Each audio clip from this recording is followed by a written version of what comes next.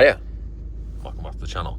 So we have, once again, got a DPF light on the Mark 6 Golf 2 litre TDI, and this is coming on sort of every 3 weeks or something like that.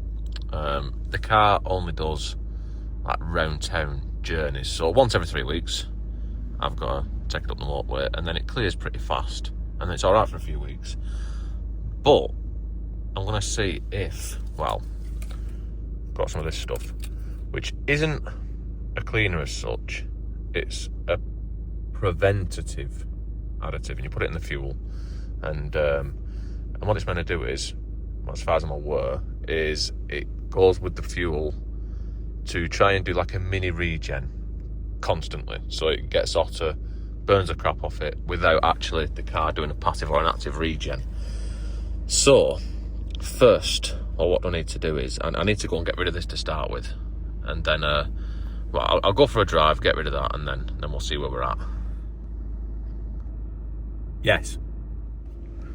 And so as you can see, a short drive later, we have no DPF light, so it's done a regen and it's cleared itself. So now I want to put some of this in, but before I actually install it into the fuel tank, I'm going to plug this in, and I'm going to get some benchmark data of, I'm going to try and get what temperature it is at the EGTs and the DPF, whatever, to see if we can make a direct comparison of just the fuel and driving normally and this stuff in and driving normally. Not whilst it's doing a regen, obviously, but you know, I'm trying to avoid it having to do the regens, if that makes sense, because like I said, the idea of this shit is to, well, it's sort of like does a mini regen all the time, rather than spunking a lot of fuel into the DPF and then burning it and getting hot or whatever it does. It's sort of like just doing it on a smaller level constantly to stop it getting blocked up in the first place. So let's see what our readings are of our EGTs and what have you. And if we look at this data sheet, which is during normal 30 mile an hour chilled out driving, and the simulated DPF surface temperature is the one that I want to pay attention to, and that seems to be settling around, well, around about 400 Fahrenheit, whatever Fahrenheit are. So yeah, that gives us a number to compare it to. So I'm going to install some of this stuff into the fuel tank. Now this is it's a JLM stuff, which is what I used on the 335D on the cleaner, but this is obviously, like I said, it's not the cleaner version, it's the preventative version, and this has got a healthy amount of fuel in it, so I'm probably going to put about 3/4 of that in. Now ideally you want to put that in first, you want to put this in and then put the fuel in so it mixes it up. So what I'll do is, I've already got the fuel in, so I'm going to add this, and I'll just drive very erotically to shake it about a little bit. Now let's go and put it in.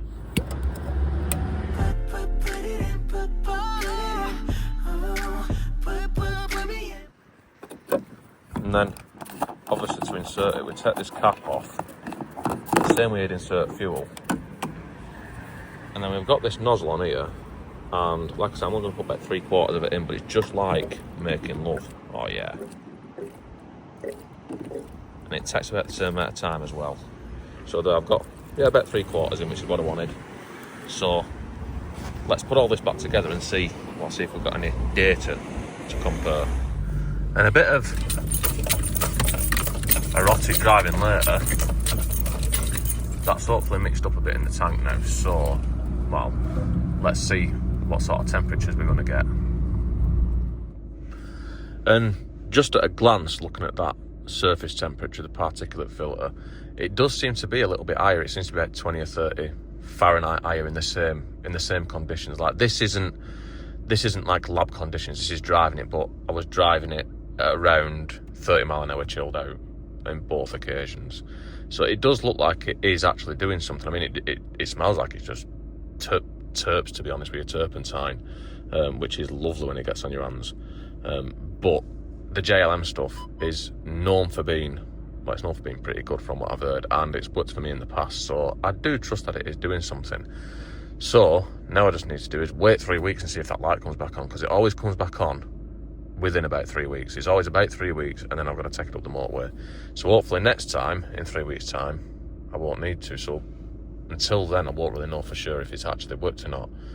But you'll know by the time I release this video, because I'll either put it in a pinned comment or I'll put it on the end after I've finished talking. If I don't, then, well, that's all for this one. Don't forget to like, comment, subscribe. But hold on, because it might be on the end. See you, bye. And we are back in the future. A good 3 weeks has passed. And I haven't had to go up the motorway yet.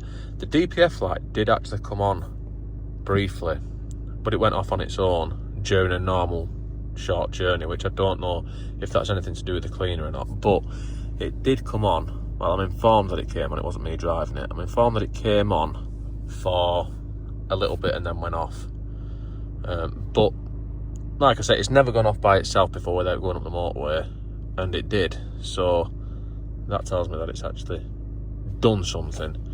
But yeah, I think I'm going to leave the video there, but what I'll do is I will update in the comments, and well, I'll just put on if it's stayed off or if it's come back on, or if it's come back on and it's gone off itself again, because now it has got, well, I've added more fuel, as you can see by that, and I have put the rest of the DPF cleaner, what was left, the other half of it, in with that tank of fuel.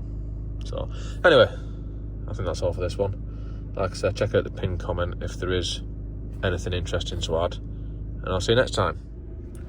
And well, I'm back again. It's another, I'd say another month, maybe 3 weeks, a month since the last update, which I put on the end of the last video, so I'm making another update to put on the end again. Just to say that the DPF light, I've not had to take it up the motorway again. Still not had to take it up the motorway. Like I say, I was informed that the DPF light came on briefly and went off. I've not actually seen it. I don't know if it was getting confused with a side light bulb light that came on, but probably not, because, like I said, the person who drives this knows what the lights are usually.